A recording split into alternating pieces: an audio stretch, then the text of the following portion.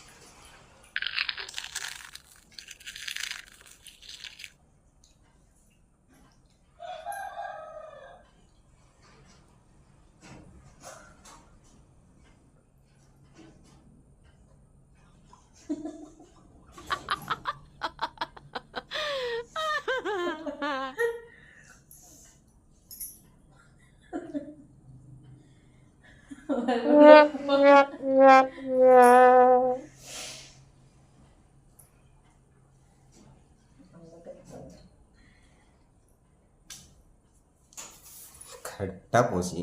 தேவையில்லாத இடையில எதுக்கு நீ சிரிச்ச?